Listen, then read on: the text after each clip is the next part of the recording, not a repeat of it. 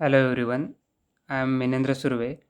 Today we are going to discuss a problem on hydrostatic curve forces, and this type of problem is very concept based problems. If you know the concept very well, then you can solve this type of problem very easily. So let's see what is the problem and try to solve out. So in this problem, pressurized water, so this tank is given and pressurized water fills the tank as shown in the figure. The net hydrostatic force acting on conical surface ABC. So this is the surface ABC, and from this surface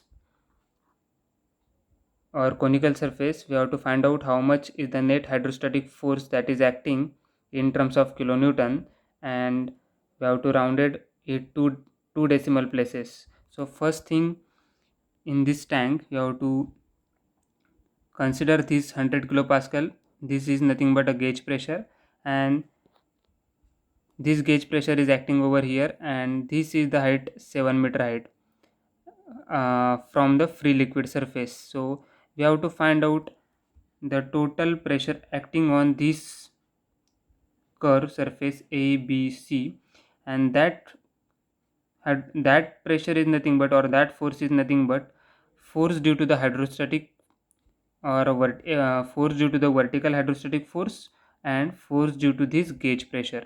So first thing is we have to convert. This problem can be solved by two methods. Okay, let's see what is the method number one. We will consider this hydrostatic force, this gauge pressure, and the force on this curve due to the hydrostatic. Okay, so 100 kilopascal is the gauge pressure is given. Okay, so 100 kilopascal is the gauge pressure. So this is your gauge pressure. Okay, so we have to convert that gauge pressure in terms of height. So how we will convert? So pressure is equal to rho g into h. Okay, so, but in this type we have given as a p value.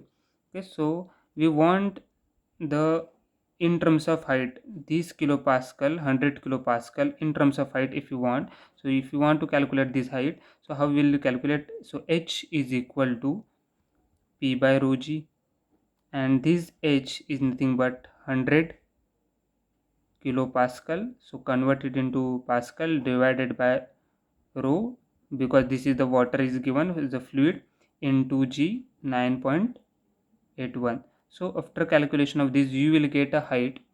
Okay, and this height is, you will get as 10.1936 meter. This is the height.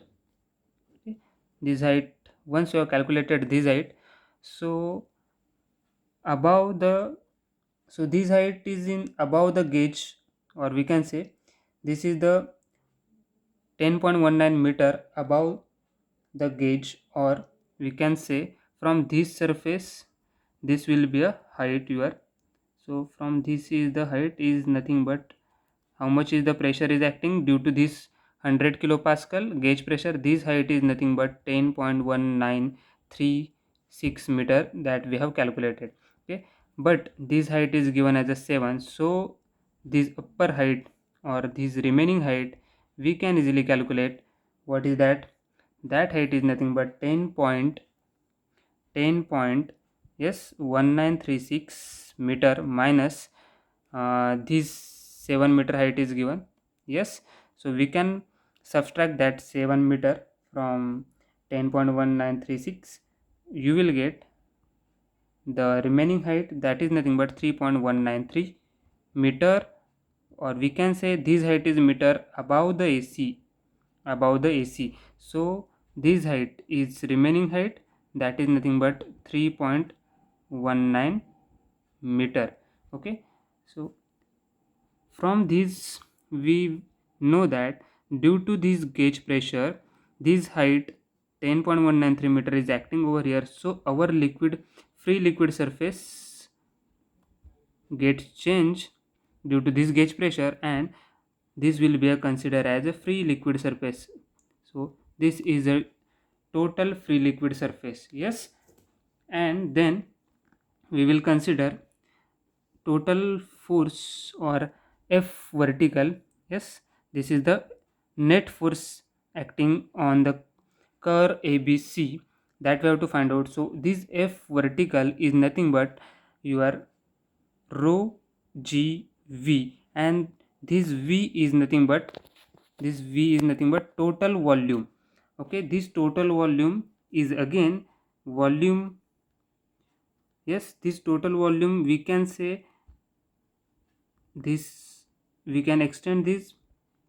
So this total volume is due to this surface and due to this curved surface ABC, because due to this pressure gauge this will height will get increased from this point to this point 10.1936. Yes, and this size is 3.19. so this is the cylinder and this is your cone, and the total volume is due to this cylinder and due to this cone.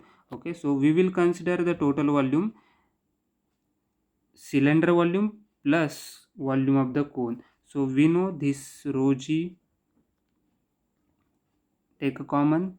So first you have to consider volume due to this cylinder, yes. So what will be the volume of that cylinder? That is nothing but pi by 4 into, yes, d square. And what is your d? See there, cylinder diameter, this is nothing but your cylinder diameter 3 meter. Yes, so pi by 4 into what? D square. Yes, pi by 4 d square plus, or sorry, pi by 4 d square into volume. This is your area, and if you consider the volume, this is the 3.19 meter is nothing but the height of the cylinder. So here is height of the cylinder is 3.19 meter. Okay, plus you have to consider this is volume due to the cylinder, this cylinder, and we have to consider this volume also, this volume of the cone. So for we have the volume for cone 1/3 of pi r square h.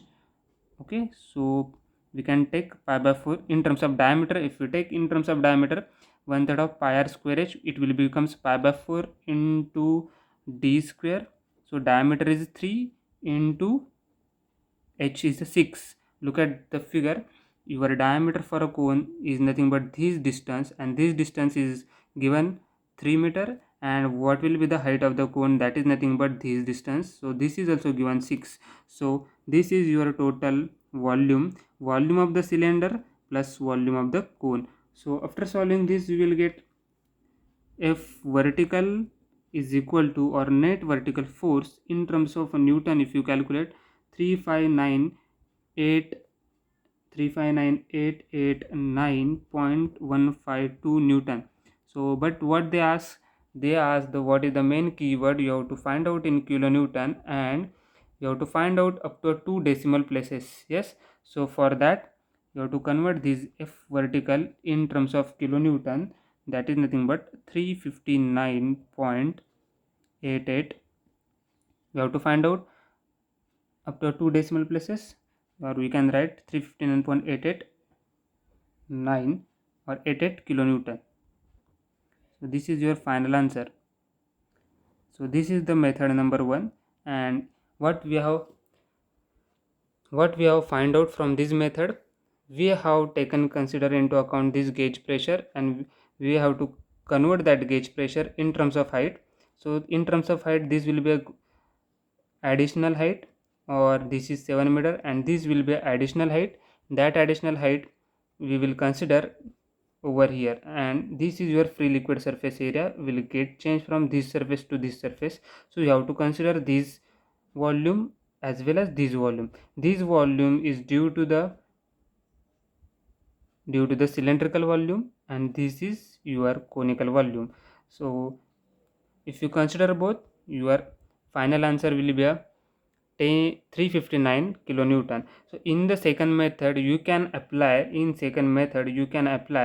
or we can say intensity of pressure at this section is less than this section. So your intensity of pressure will goes on increasing towards the downward. From the hydrostatic law, rate of increase of pressure in vertical downward direction must be equal to the specific weight of the liquid at that particular point. So in that case you can find out, in second method, you can find out what will be the pressure over here in terms of kilopascal. If you this height is given, so you can find out in terms of kilopascal. That is nothing but you will get 31 kilopascal at the section AC, and here 100 kilopascal, because this height is given rho g h. Okay, you can calculate this, and here it is 31 near about, and this will be 100.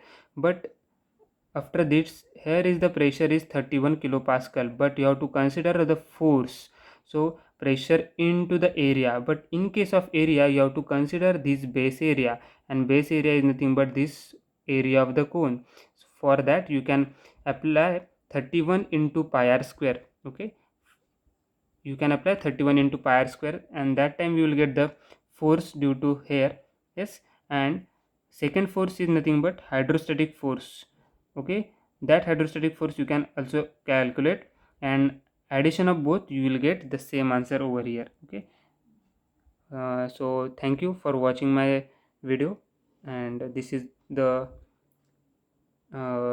in second video we can see what is the second method for this solution. So thank you.